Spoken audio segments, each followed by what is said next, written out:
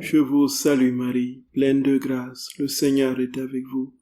Vous êtes bénie entre toutes les femmes, et Jésus, le fruit de vos entrailles, est béni. Sainte Marie, Mère de Dieu, priez pour nous pauvres pécheurs, maintenant et à l'heure de notre mort. Amen. Gloire soit au Père, et au Fils, et au Saint-Esprit. Comme il était au commencement, maintenant et toujours, et dans les siècles des siècles. Amen. Ô mon Jésus, pardonnez-nous nos péchés, préservez-nous du feu de l'enfer, et conduisez au ciel toutes les âmes, surtout celles qui ont le plus besoin de votre sainte miséricorde. Ô Marie conçue sans péché, Priez pour nous qui avons recours à vous. ô Marie conçue sans péché, Priez pour nous qui avons recours à vous. ô Marie conçue sans péché, Priez pour nous qui avons recours à vous. que par la miséricorde de Dieu, les âmes des fidèles trépassés reposent en paix. Amen. Au nom du Père et du Fils et du Saint-Esprit. Amen. Chers frères et sœurs bien-aimés, c'est bientôt la fin. Sniff, sniff. Sniff. En fait, nous comprenons vraiment au fur et à mesure que le temps passe combien nous sommes aimés de Dieu et combien le Seigneur fera tout pour que cet amour triomphe en nos cœurs et dans le monde. Et c'est pourquoi, frères et sœurs bien-aimés, la grâce que nous avons de comprendre ces paroles, c'est l'encre de l'espérance par excellence. L'espérance la plus puissante qui soit, c'est cette divine volonté. C'est-à-dire qu'on a vraiment écrit noir sur blanc dans ces paroles notre Seigneur, l'Épître aux Romains au chapitre 8, un peu, où Saint Paul à la fin de cette épître-là, et qui nous séparera de l'amour de Dieu. Voyez? Ni la mort, ni la vie, ni le présent, ni l'avenir, ni les hauteurs, ni les profondeurs, ni les anges, ni la domination, ni aucune créature. Rien ne pourra nous séparer de l'amour de Dieu manifesté en Jésus-Christ notre Seigneur. Voyez? Rien. C'est ça en fait. Quand on lit l'Écriture, tout est clair. Rien ne pourra nous séparer. Que ces vérités nous donnent la claire compréhension, frères et sœurs bien-aimés, de ce cachet final que Dieu appose sur l'histoire humaine et sur nos vies en particulier. C'est-à-dire que le règne de l'amour est en marche.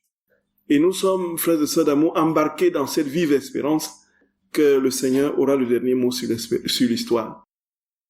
Et en attendant, même si nous traversons des moments difficiles, nous savons que si, comme dit Saint Paul, si nous plions, mais nous ne brisons pas. Voyez un peu. Vous connaissez ce célèbre passage où il enchaîne les approximations.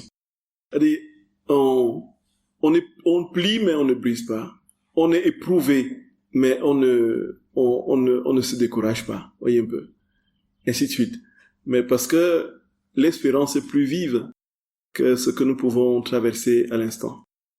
C'est ce que dit encore le même Paul lorsqu'il dit que les souffrances du moment, au-delà de toute mesure, produisent en nous un poids éternel de gloire. Voyez. Quand bien même notre être extérieur va vers sa ruine, notre être intérieur de jour en jour se renouvelle. Car les légères souffrances du moment produisent en nous, au-delà de toute mesure, un poids éternel de gloire. Et c'est que, à rebours, justement, de cette trajectoire morcelée, brisée, voilà, de nos vies, avec ce que ça comporte comme péché, souffrance commise ou subie, il y a, à rebours, cette puissante force de l'espérance qui porte en elle l'amour, voyez, qui vient comme un vent de l'Est, voyez, balayer les nuages qui se sont amoncelés sur des siècles parfois. Et du jour au lendemain, frères et sœurs d'amour, nous verrons tout clair. Tout sera clair. Tout sera lumineux. Et au moment où on croira que tout est terminé, c'est alors que c'est comme les trois personnages de l'Apocalypse. ces 3 personnes qui étaient abattues sur la place publique, complètement au point où il y avait, les gens venaient voir contempler leur cadavre, ainsi de suite. Tout était terminé. Lorsque, subitement, voilà, une puissance venue du ciel les ressuscite, alors c'est la terreur du mal et la remontada, n'est-ce pas? Et voilà, nous sommes là devant le même mystère. Nous sommes là devant le même mystère. C'est pourquoi, frères et sœurs bien-aimés, quittons cette retraite avec une seule chose vraiment fortement gravée en nous. Nous sommes profondément, infiniment, éternellement aimés de Dieu. Et son amour qui ne va pas se contenter de l'à peu près, mais qui va rentrer dans les moindres petits actes, les moindres petites pensées, les moindres petites réalités de notre vie, pour se poser, pour se greffer de manière éternelle. Voilà. C'est un amour qui ne nous laisse pas de quartier, qui ne laisse aucun quartier, aucun espace vide. C'est un amour qui saisit tout, absolument tout. Et voici que si nous avons cette vérité gravée en nous, alors quel que soit ce que nous aurons à traverser, nous allons tout simplement, voyez, rendre gloire à Dieu. Rendre gloire à Dieu. Le bénir pour cela, parce que cela contribue à la réalisation de cette transsubstantiation de notre Seigneur dans nos âmes. C'est comme ça que ça se fait, frères et sœurs d'amour. C'est comme ça que ça se fait. Et c'est ce que nous avons dit tout au long. Et dans cette grâce de la communion de Jésus dans nos âmes et de cette transformation de tout notre être en lui, il y a en bonne place celle qui s'est laissée, elle, parfaitement transsubstantiée. Nous avons imaginé sur notre très sainte main, dont nous fêtons le cœur immaculé aujourd'hui. Et alors, frères et sœurs d'amour, dont nous avons compris comment on devenait des hosties vivantes, ce qu'était une hostie vivante, comment on le devenait, et comment est-ce que le procédé s'effectue. On l'a compris dans les différents passages que le Seigneur nous a donné de comprendre. Et puis nous avons terminé en disant que le Seigneur disait aussi que nous lui donnons en retour lui-même. Donc il se communie en nous, il se trouve en nous, il se communie en nous. Nous avons pris bien des exemples. Voici que celle qui a reçu d'une manière parfaite la communion, c'était notre très sainte mère.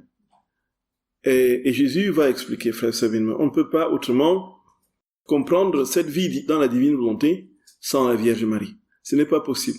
C'est-à-dire que Dieu, il a dit qu'il s'est choisi, quand on va le dire, il s'est choisi une créature, et dans la créature, il a posé le dépôt de tous ses biens, ainsi que la connaissance des mêmes biens. Et c'est alors qu'il a transmis aux autres. Parce que si les autres ne lui donnent pas le retour parfait d'amour, de gloire, d'action de grâce, cette créature-là le lui donnera. Puisque Dieu ne fait rien d'inutile. C'est pas le semeur qui jette la graine, sachant que ça va tomber en bout de chemin.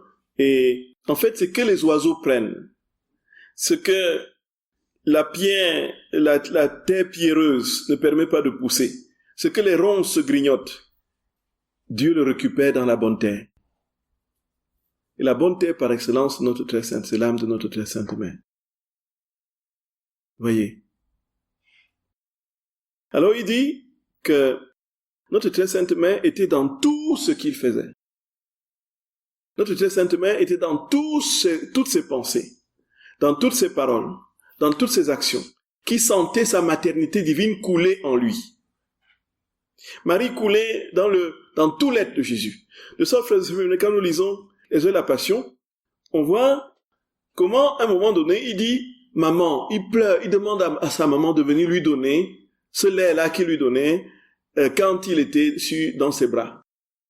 Alors, et Jésus explique dans un autre passage quel était ce lait que nous connaissons bien. Il dit, en fait, Marie lui donnait des âmes. Marie, ce lait était des âmes. Quand notre très saint Seigneur, le petit bébé Jésus, tétait sa mère, en fait, sa mère lui donnait des âmes. Nous ne sommes pas ici dans une opération humaine simple. Ce n'est pas le bébé. Nous n'imaginons pas que le fils de Dieu, Dieu fait homme, qui est conscient dès le sein de sa mère, qui sait tout ce qui se passe en dehors du sein de sa mère, et un seul instant, n'est-ce pas, se détourne un seul instant de ce pourquoi il s'est incarné pour s'occuper d'autre chose. Il était véritablement homme et véritablement Dieu. Et la nature humaine, unie à la nature divine en lui, posait des actes qui, eux, étaient dans cette vérité de l'union hypostatique qui était en même temps les œuvres de Dieu et les œuvres des hommes. Ce qui fait que notre très sainte mère a porté le Fils de Dieu, a porté Dieu. Et Jésus dit qu'il était conscient dans ce sein. C'était pas un fœtus ordinaire. Et nous n'imaginons pas qu'une fois bébé, quand il sort, il pleure dans le sein de... Déjà que l'accouchement de notre très sainte mère, l'accouchement de Jésus a été un accouchement lumineux. Ça n'a pas connu une seule tache de... Voyez. Et puis, il est sorti, il n'y a pas eu de douleur d'enfantement.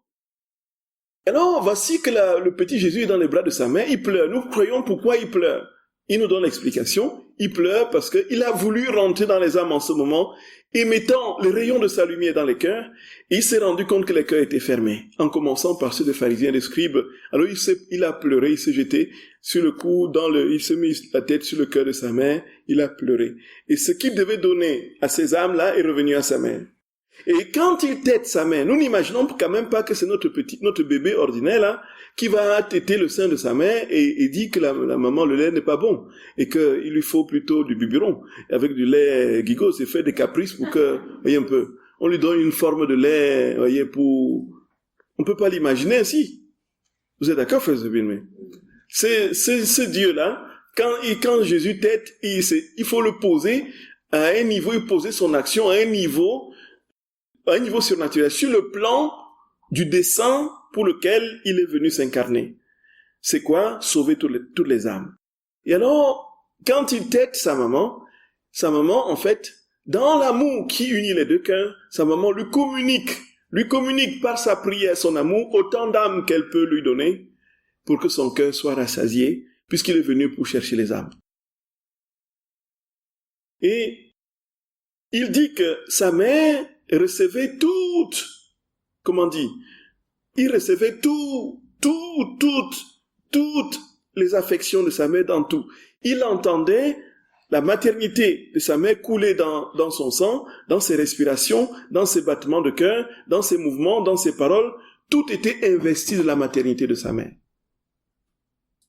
Et nous imaginons donc bien que lorsque il institue l'Eucharistie, sa maman est plus que jamais présente. Déjà, elle était au Cénacle, mais Jésus dit, il va encore plus loin. Comme il ne pouvait pas s'incarner sans sa mère, nous imaginons. Comme il ne pouvait pas s'incarner sans sa mère, puisque c'est sa mère qui l'a porté dans son sein pour qu'il revête notre humanité, il ne pouvait pas non plus s'incarner dans l'hostie sans sa mère. Voyez, frères et sœurs bien-aimés, c'est inouï. C'est inouï. Et il dit très clairement que quand il a institué l'Eucharistie, sa maman était en lui, si sa maman exerçait sa maternité dans tout son être, quand il prononçait les paroles de consécration, ceci est mon corps livré pour vous, sa maman était en lui. Sa maman, la maternité de sa mère le couvrait. La maternité de sa mère le couvrait. La maternité de sa mère le couvrait. Et frères et sœurs bien-aimés, on n'a même pas besoin de chercher de midi à 14h pour vouloir comprendre. L'exemple des saints est là pour nous le dire. Nous le dit. Cette mère qui est, Jésus d'amour. Padre Pio dit que la Vierge Marie, que si les prêtres savaient que la Vierge Marie est déjà à la sacristie pour les aider à s'habiller, et la Vierge Marie les accompagne à l'autel. La Vierge Marie est dans tous les sacrements. Et on voit aussi, toujours dans l'histoire, dans la vie de Padre Pio, C'est-à-dire, on dit, le Padre Pio, quand vous veniez vous confesser, il connaissait tous vos péchés avant que vous ne les confessiez.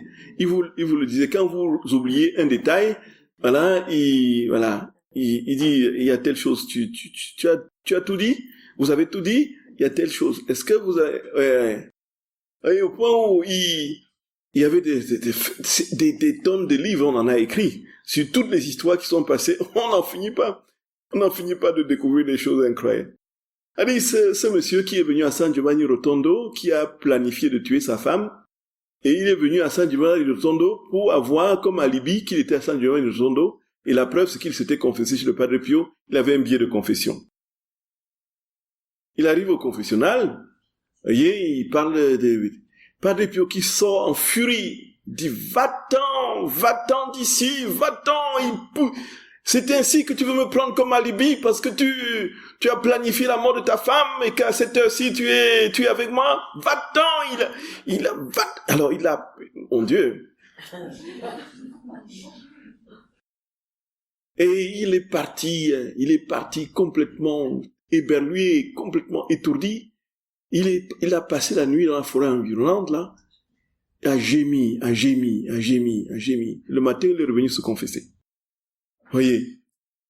Et il lisait ça, Jean de Robert de Marseille. Vous connaissez Jean de Robert? Le père Jean de Robert, vous connaissez le père Jean de Robert? Le père Jean de Robert, c'est l'un de ses grands fils spirituels qui a écrit, c'est celui qui a le plus touché dans ses écrits l'âme profonde de Padre Pio. Donc c'est celui de toutes les biographies qu'on peut avoir de Padre Pio.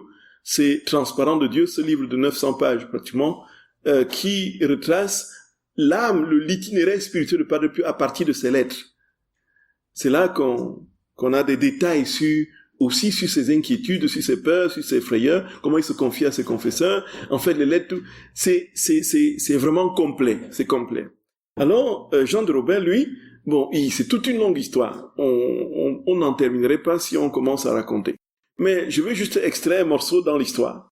C'est que Jean de Robert, quand il arrive à San Giovanni de Rotondo pour la première fois, envoyé par sa maman, parce que sa maman a entendu parler d'un grand saint, prêtre qui fait Et Jean de Robert, qui est en ce moment au séminaire français de Rome, est complètement cartésien, il dit ces trucs-là, c'est le truc de bonne femme, et puis quand il arrive, effectivement, avec tout le détail que je ne peux pas raconter ici parce que c'est trop long, le Padre Pio lui dit, qu'est-ce que tu as fait?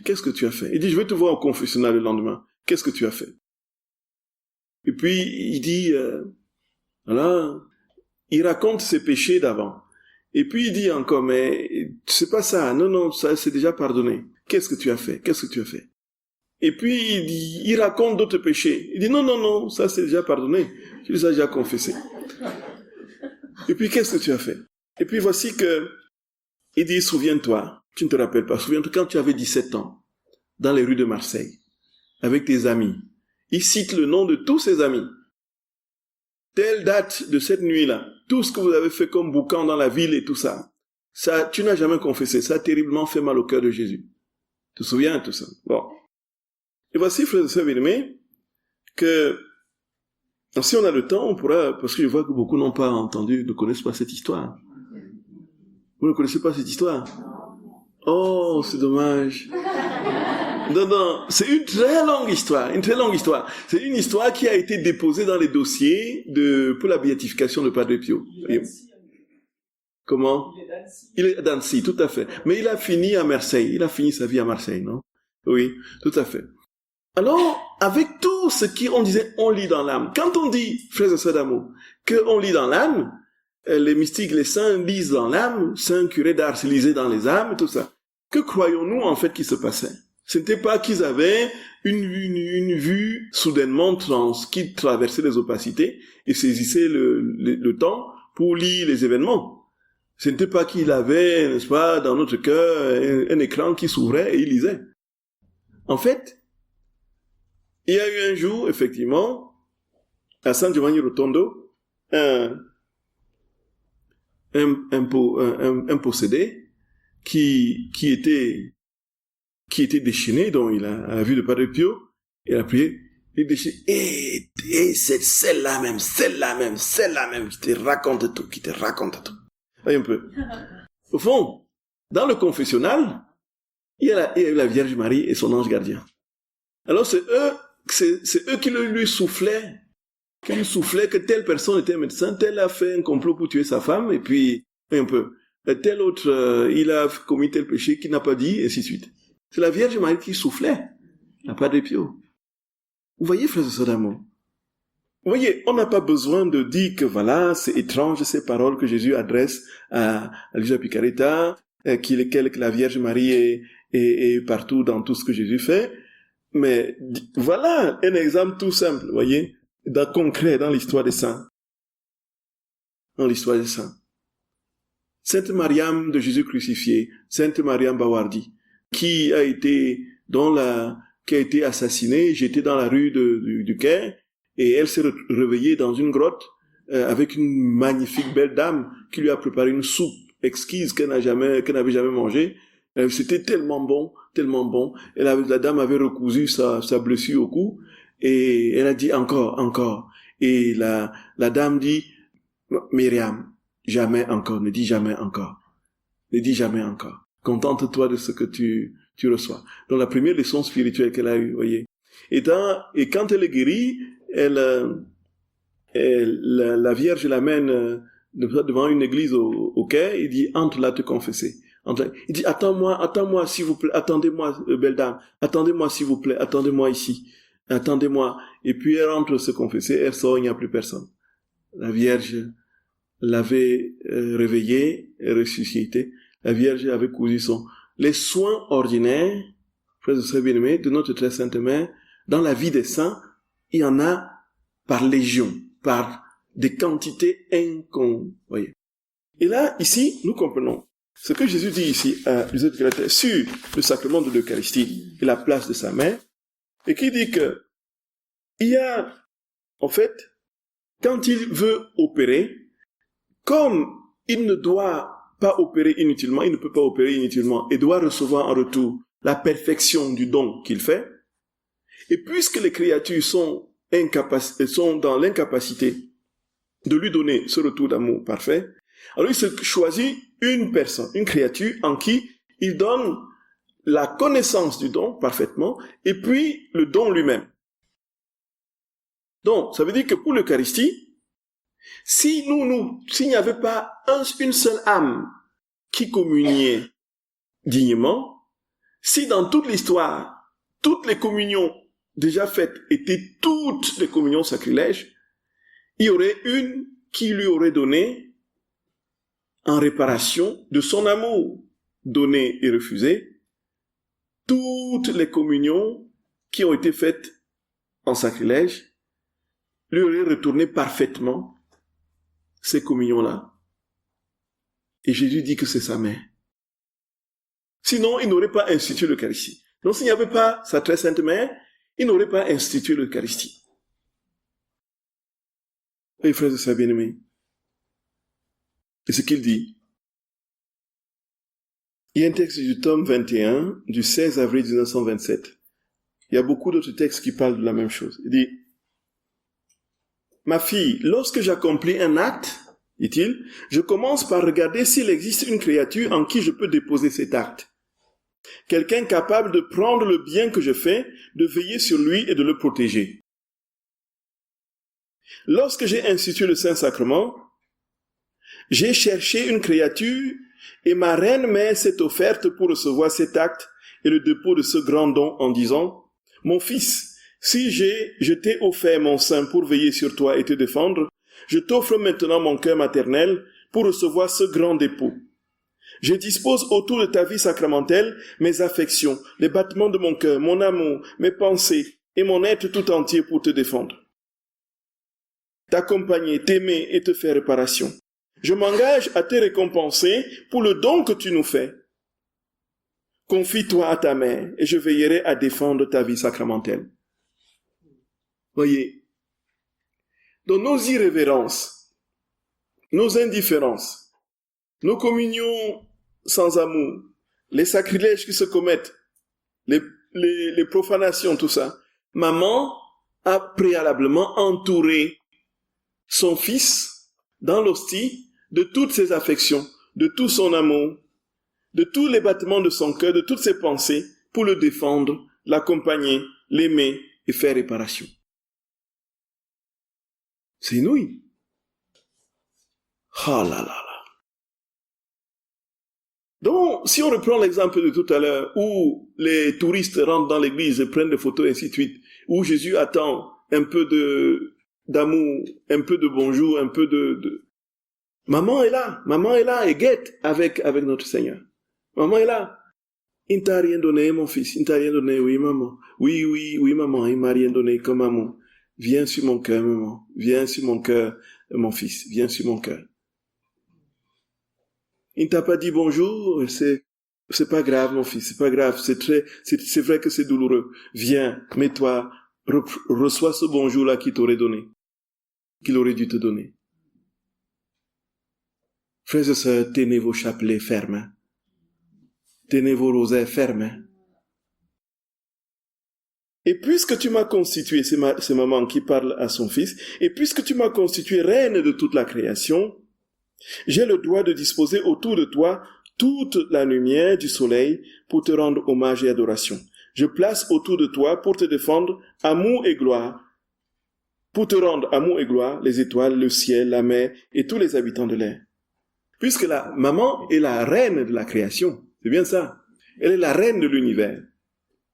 Et donc, les êtres qui ne veulent pas, les conscients qui ne veulent pas lui rendre honneur, amour, adoration, alors elle mobilise toute la création avec ses affections, son amour, ses réparations, pour entourer notre Seigneur, justement, de la gloire que ne lui donnent pas les autres créatures.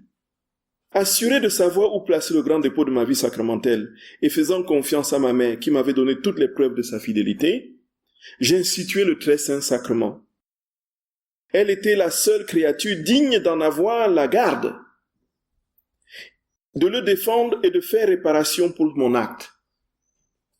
Tu vois donc que lorsque les créatures me reçoivent, je descends en elles, accompagné, nous l'avons vu, des actes inséparables de ma mère. Nous l'avons vu.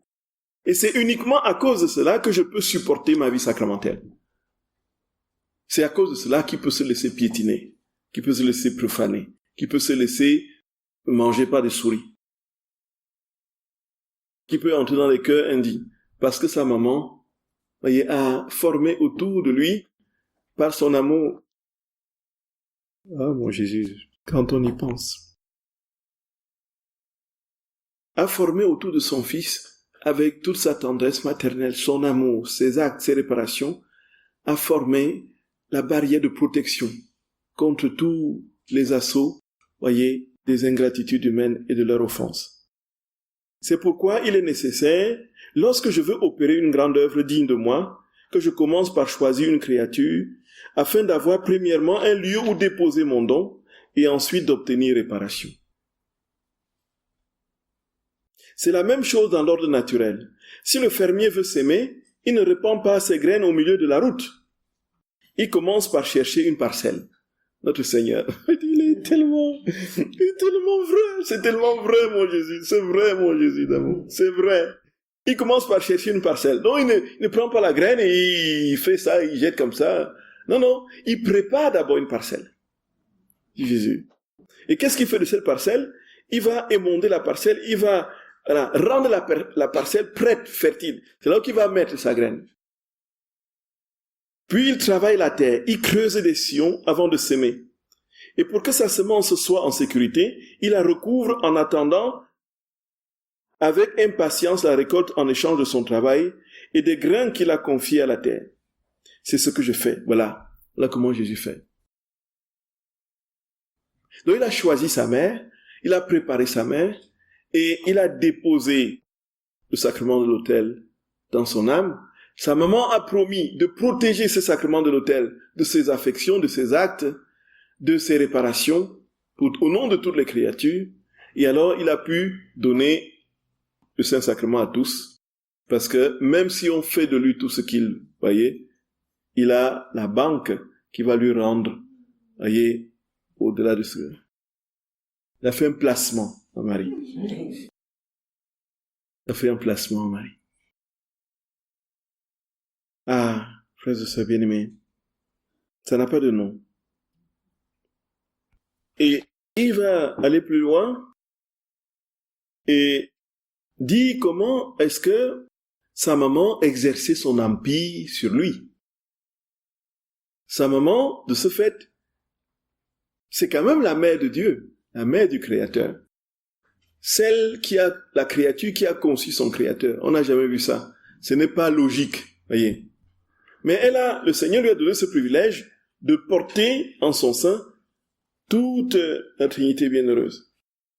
Il l'a conçu dans notre humanité.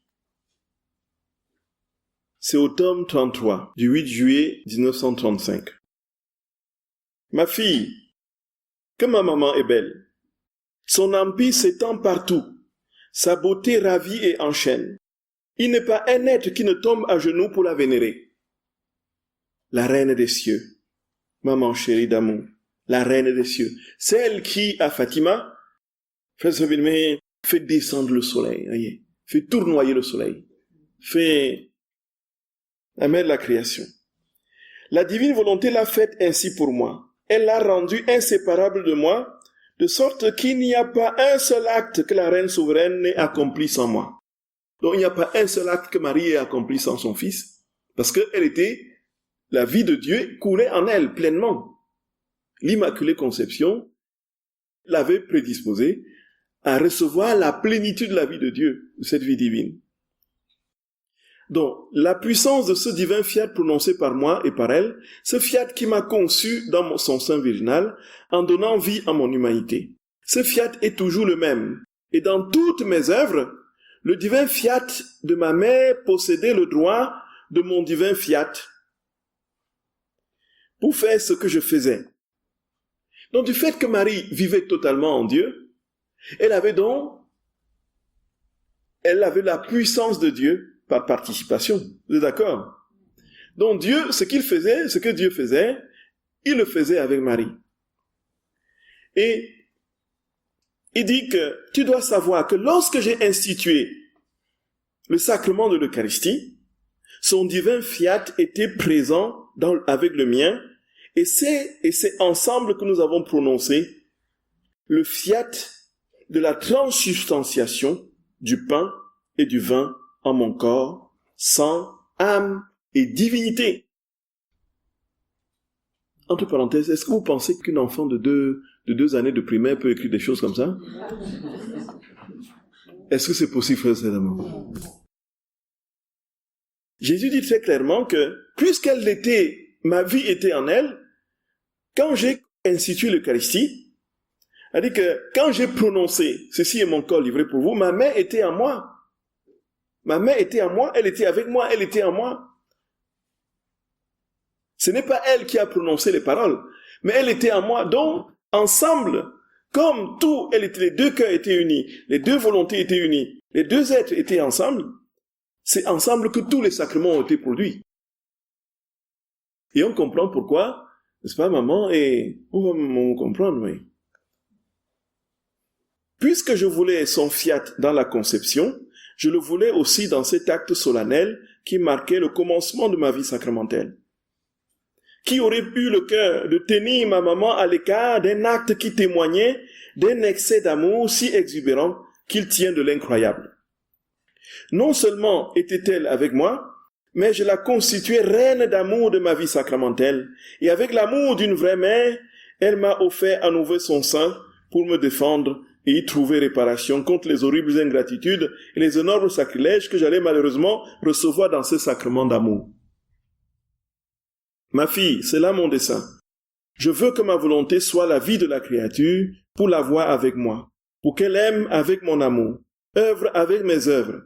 Bref, je veux sa compagnie dans mes actes. Je ne veux pas être seul. Et s'il n'en était pas ainsi, à quoi servirait d'appeler la créature dans ma volonté si je devais rester le Dieu isolé et elle rester toute seule sans prendre part à nos œuvres divines? Et non seulement dans l'institution du très saint sacrement, mais dans tous les actes que j'ai accomplis durant tout le cours de ma vie, en vertu de ce vouloir unique qui nous animait, Ce que j'ai fait, ma maman l'a fait aussi. Ce que j'ai fait, maman l'a fait elle aussi. Si je faisais des miracles, elle était avec moi pour opérer le prodige. Je sentais dans la puissance de ma volonté la souveraine dame du ciel qui avec moi ramenait les morts à la vie. Donc Jésus faisait tout avec sa main. Tout, absolument tout. Et il dit, comme elle est venue, il m'a porté, il m'a conçu, elle m'a conçu. Comment pouvais-je la mettre à l'écart d'un acte aussi solennel d'excès d'amour qu'est l'Eucharistie? Comment pourrais-je la mettre à l'écart? Jésus dit, quand j'étais dans ma vie publique, tout ce que je faisais, les enseignements, les miracles, c'était avec ma main. Et si je souffrais, elle souffrait avec moi. J'avais sa compagnie en toutes choses, et ses œuvres et mes œuvres fusionnaient ensemble. Voilà le très grand honneur que mon fiat lui donnait, l'inséparabilité d'avec son Fils, l'unité avec ses œuvres. La Vierge était la très grande gloire qui témoignait de moi, si bien qu'elle reçut le dépôt de mes œuvres accomplies dans son cœur maternel, pour en garder jalousement même le souffle. Cette unité de la volonté et des œuvres enflammait un tel amour entre nous qu'il était suffisant pour mettre le feu à l'univers tout entier et à le consumer d'un pur amour. Gloria. C'est-à-dire que l'amour qui existait entre maman et lui, et notre Seigneur, était tel que cela était largement suffisant pour consumer, pour brûler l'humanité tout entière d'amour. Pour consumer l'humanité tout entière d'amour. Et quand on entend certains de nos frères protestants dire, oh, enfin Marie là, vos trucs de Marie là, c'est de l'idolâtrie, ces trucs. C'est bien aimé. Ce qu'il y a de plus, c'est que le mystère n'est pas encore dévoilé. Mais un jour, leurs yeux s'ouvriront. Marie, frères et sœurs d'amour, maman, ne rigole pas avec maman. Maman, Jésus dit, frères et sœurs d'amour, voilà ce que Jésus dit, que son cœur maternel était dans tout son souffle. Et elle a reçu le dépôt de toutes les œuvres de Dieu. Elle a même gardé le souffle de Dieu. Et cette communion de volonté faisait qu'il y avait un tel amour. Nous imaginons deux cœurs qui n'ont pas un seul moment, eu une seule pensée qui ne soit en Dieu, qui s'unissent. Mais ça fait un brasier, ça fait un volcan cosmique. C'est l'univers qui est embrasé. C'est l'univers qui est embrasé et consumé. Et donc, si nous sommes dans le cœur de maman, c'est automatiquement que nous sommes dans le cœur de son fils. Si nous sommes dans le cœur du fils, c'est automatiquement que nous sommes dans le cœur de maman. C'est la perméabilité et ce principe de vase communicant, qui est encore très pâle comme image pour traduire la réalité de l'union, c'est plutôt la perfection de l'union. C'est la perfection de l'union des deux cœurs. Parce que quand on dit vase communicant, ça peut aller d'un tuyau de 5 cm à un tuyau d'1 kilomètre. Il y a un peu ça.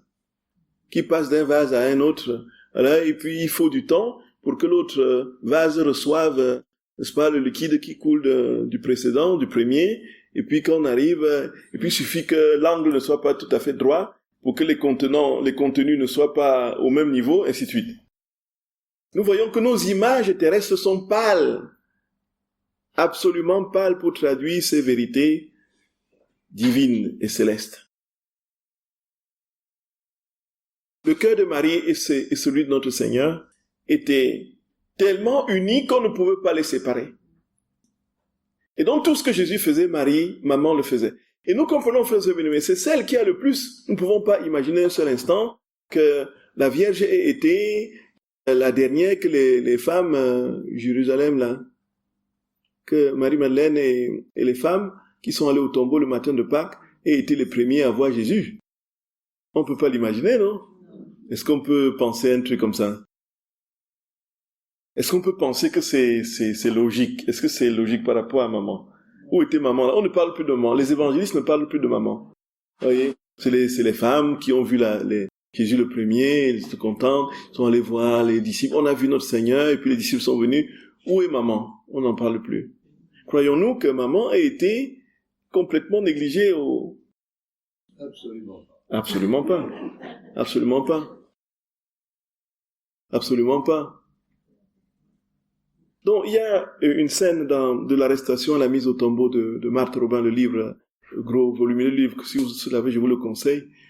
La passion telle que le Seigneur lui a donné de comprendre et de voir. Effectivement, le matin de Pâques, elle était la première. C'est-à-dire que le Seigneur est venu. On ne peut pas penser autrement les choses. C'est elle c'est la Vierge, maman, qui se sépare des femmes, et puis, son fils lui avait donné rendez-vous, je ne sais pas comment encore, un peu. C'est elle qui était la première à voir son fils ressuscité. C'est elle qui était la dernière à quitter le tombeau. C'est elle qui était la première à voir son fils. Donc elle a, frère Sévénemé, la plénitude de toute la vie du fils qui coule en elle. Il n'est pas possible que son fils la néglige par la suite, quand il s'agit des grands mystères. Et c'est pourquoi vous verrez bien que tous les saints, frères et sœurs d'amour, qui ont vraiment marqué l'Église, c'était des saints mariales. Tout à fait, je ne sais même pas s'il y a des saints qui ne soient pas mariales. Je ne sais pas si ça existe. Vous croyez que ça existe? Non, ça n'existe pas. Ça n'existe pas, pratiquement pas. Un jour, le père Agostino demande le soir, après le Padre Pio, Pio, combien, enfin, on te voit toujours avec Pio, c'était son petit nom, son petit nom, comment on l'appelait, affectueux. Les frères l'appelaient comme ça. Et puis, te vois toujours, tu as le chapelet en main là. En fait, combien tu as prié le chapelet aujourd'hui? Elle fait pas grand chose, 33. Seulement 33. 33 chapelets, frères, seulement par jour. Qu'est-ce que ça veut dire? Ça veut dire que quand il était au confessionnal, les 15 heures qu'il passait par jour au confessionnal, il avait son chapelet en main. Il écoutait les pénitents en égrenant son chapelet, un peu. Et tout dans ce qu'il faisait, quand on était au presbytère, au réfectoire, le repas se prenait en silence. N'est-ce pas? Il égrenait son chapelet. Et donc, 33 chapelets, il arrosait par jour. Le chapelet de la miséricorde. Je ne sais pas comment il priait pour en faire 33. Non, le chapelet de la miséricorde, il ne savait pas encore. Ça n'existait pas encore. Ça n'existait pas encore. Comment il faisait pour les 33 chapelets? Vous voyez, frères et sœurs bien-aimés, vous tenez votre rosaire, vous êtes sûr de décoller. Vous tenez votre rosaire, vous êtes sûr de décoller. Qu'on ne nous baragouine pas des histoires. Voyez un peu. Qu'on ne nous baragouine pas des histoires. On ne vienne pas nous crever les tympans avec des théories, idéologiques, je sais pas quoi. C'est bien juste de penser comme ça. Rosaire, ça ne sert plus à rien. Faut tout droit. Tenons nos rosaires, frères et sœurs bien-aimés. Tenons nos rosaires. Chapelet. Ça rigole pas. Tenons nos rosaires. Si nous voulons remporter des combats dans ce gigantesque ring où l'ennemi déploie tout ce qu'il y a de plus sophistiqué pour nous faire tomber, si nous voulons le pulvériser, un jour, Padre Pio dit à un de ses frères, va me chercher mon arme. Et puis, la panique tout autour. Il a une arme. Padre Pio a une arme. Une arme. Il parlait de son chapelet. Et vous voulez entrer dans cette vie dans la divine volonté sans la Vierge Marie? C'est pas possible. C'est pas possible. Comment vous allez faire? Dites-moi. Comment vous allez faire? Comment vous allez faire? L'œuvre de transformation de nos âmes en Dieu, c'est elle qui l'a vécu pleinement en elle. il l'a parfaitement réalisé. Et nous voulons, n'est-ce pas, prendre le coup, faire le détour. Pour aller où? C'est nous perdre dans les labyrinthes de notre misère. Et alors, Jésus va plus loin, frères et sœurs bien-aimés, et va nous dévoiler un secret, ce qui se passe en fait. C'est au tome 34 du 28 mai 1937. Cette fois-ci, c'est Marie, maman, qui parle à Luisa pour lui expliquer, puisque nous savons qu'elle avait des visites de la Vierge très régulièrement, et elle avait, dans les 31 jours du mois de mai, c'est une série d'enseignements que le Seigneur lui a donné, que la Vierge lui a donné à Luisa, sur sa conception, depuis sa conception jusqu'à son Assomption. Et chaque fois, elle invite Luisa à quitter toujours un peu plus sa volonté, à faire des pas et dans le détachement d'elle-même, ainsi de suite. Une pédagogie maternelle absolument simple et efficace, avec des petits actes quotidiens à observer pour essayer de quitter toujours un peu plus sa volonté. Et donc, la Vierge va l'instruire sur comment sa place dans le Saint-Sacrement de l'Eucharistie. Mais c'est pas dans le livre c'est au tome 34 du 28 mai 1937. Ma chère fille, c'est maman qui parle à Luisa. Ma chère fille, tu dois savoir que je suis la porteuse de Jésus. Je suis la porteuse de Jésus. C'est un don que m'a confié l'être suprême. Et lorsqu'il fut certain que je possédais la grâce, l'amour, la puissance et la divine volonté elle-même pour le protéger, le défendre et l'aimer, l'être suprême m'a fait le don du Verbe éternel qui s'est incarné en mon sein et il m'a dit, « Notre fille, nous te faisons le grand don de la vie du Fils de Dieu, de sorte que tu en deviens propriétaire pour le donner à qui tu veux. Prends soin de lui, défends-le, ne le laisse jamais seul. » Voyons, ça rejoint ce que Jésus dit, qu'il n'est jamais seul. Maman dit elle a reçu l'ordre du Père, voilà, de ne jamais laisser son Fils Dieu seul. Hein? Donc, ne le laisse jamais seul avec ceux à qui tu le donnes, afin que s'il ne l'aime pas, tu puisses faire réparation s'il est offensé. Tu veilleras à ce qu'il ne manque de rien en matière de sainteté et de pureté. Sois attentif, il est le plus grand don que nous puissions te faire, et nous te donnons le pouvoir de le donner autant de fois que tu voudras à ceux qui voudront recevoir et posséder ce grand don. Ce Fils est à moi, il est mon don et je connais son secret amoureux, ses angoisses, ses désirs, au point qu'il en arrive à me dire avec des sanglots, « Maman, donne-moi aux âmes. Donne-moi aux âmes, je veux des âmes. » Jésus en arrive à dire à sa maman, « Maman, s'il te plaît, donne-moi aux âmes. Donne-moi aux âmes, maman. » Ouais, là où on prie le rosaire, il y a un défilé de conversion. C'est automatique. C'est automatique. Là où il y a la prière du rosaire, là où maman est présente, il y a des âmes qui vont à son fils. Je veux ce qu'il veut. C'est maman qui parle à Luisa. Je veux ce qu'il veut. Je peux dire que je soupire et pleure avec lui parce que je veux que tous possèdent mon fils. Mais je dois mettre en sécurité la vie du plus grand don que Dieu m'a confié. Par conséquent, écoutez frères et sœurs bien-aimés, s'il descend dans les cœurs sacramentellement, je descends avec lui. C'est bien ce que nous avons compris. Donc Jésus ne vient pas en nous tout seul. Il vient avec sa maman, les actes de sa mère et tout ça. Je descends avec lui pour garantir mon don. Je ne peux pas laisser seul mon pauvre fils qui n'aurait pas sa maman avec lui lorsqu'il est si maltraité. Donc même quand il vient dans les cœurs qui ne l'aiment pas, qui sont remplis, boursouflés d'orgueil et de rancœur et de différentes sortes de péchés, maman est là pour l'aider, pour le consoler, pour le soulager. Certains ne lui disent même pas un « je t'aime » qui vient du cœur. On dit des « je t'aime » du bout des lèvres. Maman lui donne du fond du cœur pour compenser ce « je t'aime » qui est du bout des lèvres. Et c'est moi qui dois l'aimer.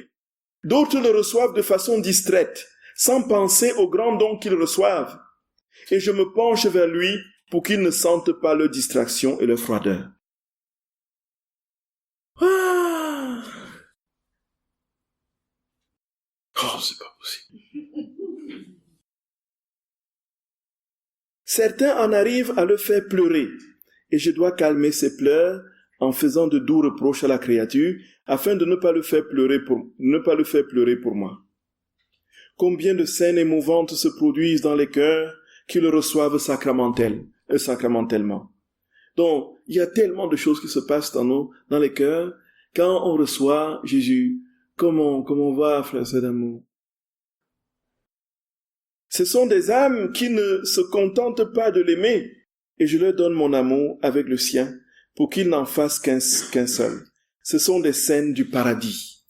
Les anges eux-mêmes en sont ravis, et nous sommes encouragés par les souffrances que les autres créatures nous ont données. Écoutez, frères et sœurs d'amour, écoutez ce dernier point. On va arrêter là-bas. Mais qui est capable de tout dire? Dit Luisa. Je suis la porteuse de Jésus, et il ne veut, dit maman, je suis la porteuse de Jésus, et il ne veut pas partir sans moi. Si bien que, écoutez, lorsque le prêtre est prêt de prononcer les paroles de la consécration sur la Sainte Hostie, je fais des ailes de mes mains maternelles pour qu'il descende dans mes mains, pour le consacrer, et afin qu'il ne soit pas touché par des mains indignes. Par des mains indignes, je lui fais sentir mes mains qui le défendent et le recouvrent de mon amour. Quand le prêtre dit, c'est puissant, quand le prêtre dit les paroles de consécration, si le prêtre n'est pas totalement uni au Seigneur, qu'est-ce que notre très sainte mère fait? Notre très sainte mère compense ce manque d'union parfaite au Seigneur en venant être le tapis dans les mains, voyez, du prêtre, pour que lorsque Jésus descend du ciel, qu'il vienne dans les mains que la maman a déposées dans la main du prêtre, et là, qu'ils ne se sentent pas, sinon ils ne seraient pas capables de venir, puisqu'ils ne peuvent pas, le mal, le péché et lui ne peuvent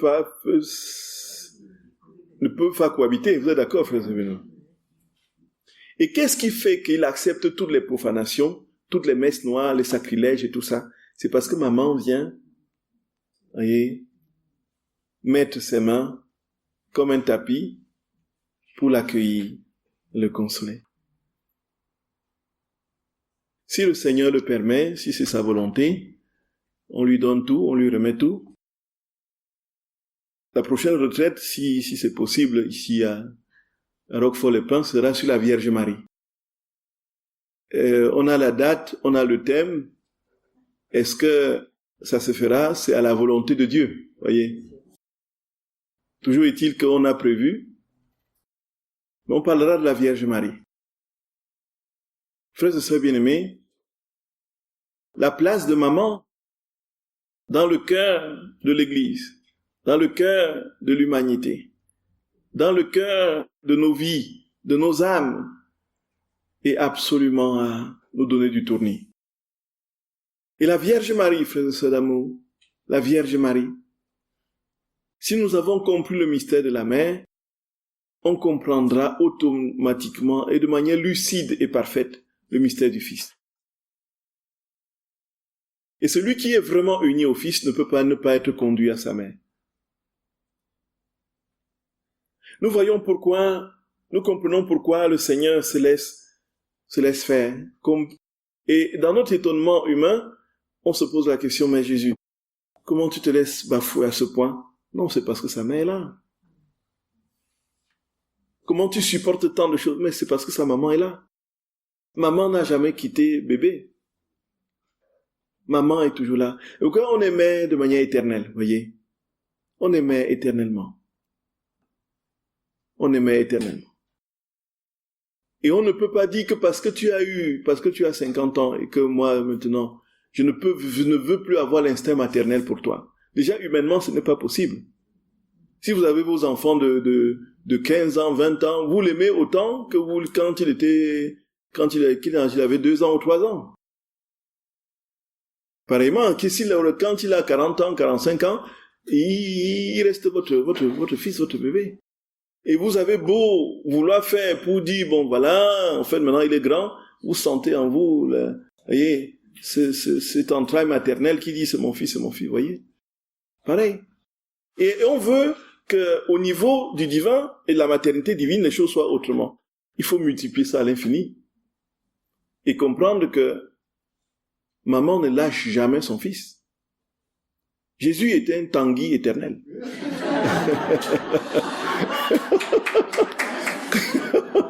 Voyez? Oui. Il ne quittera jamais la maison de sa mère. Jamais. Jamais. Jamais le cœur de sa mère. Jamais l'amour maternel.